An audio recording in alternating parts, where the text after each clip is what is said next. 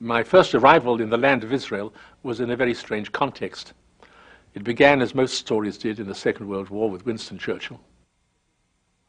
The plan was that the British Army, or the British intelligence, would arm and finance and support the Haganah, in which hundreds of young Israelis would be taught how to blow up railways, how to destroy bridges, how to assassinate the German leaders.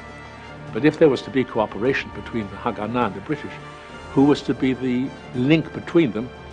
Well, here was a British officer named Major Eban, who could command equal confidence from the Zionist leadership and fidelity, of course, to his duty as a British officer. I therefore left Cairo on a train from Cairo to Kantara to Rehovot.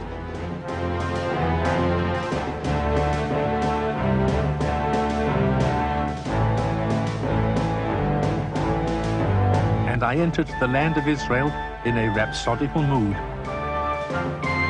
When I came to Rehovot, and I smelled the orange blossoms, and I saw the Hebrew writing Rehovot on the signpost, I knew that I had entered Hebrew country for the first time.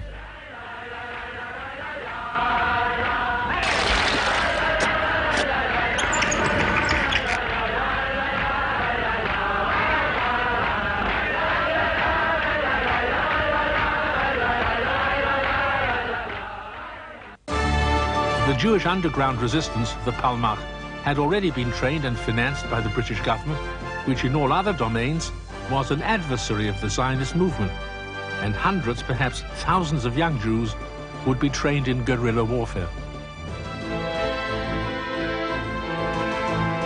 This Israeli generation belonged to a different world than that of their fathers.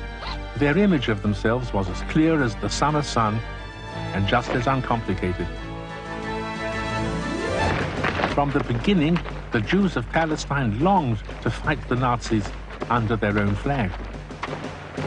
The Jews saw the Nazis as their most hated enemies.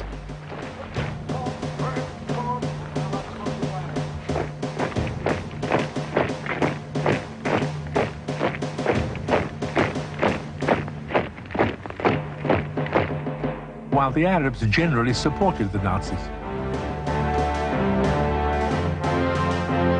The allegiance of the Arab nationalist and religious leader Hajj Amin al-Husseini of Jerusalem became blatant. There was a certain logic to it. Anwar Sadat explains. It was very simple to us. Germany is the enemy of our enemy, England. So the enemy of our enemy is our friend. In July 1942, soon after the Battle of Tobruk, the German tide in North Africa was reversed by the Battle of El Alamein. Without this British victory, the gas chambers and death camps would have sealed the fate of Palestine's Jews.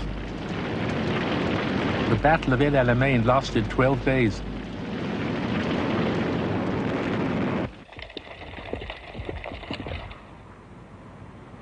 The British had lost 13,500 men, but the Germans were in full retreat.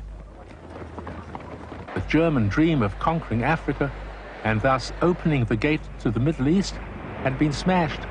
General Montgomery had crushed Hitler's armies.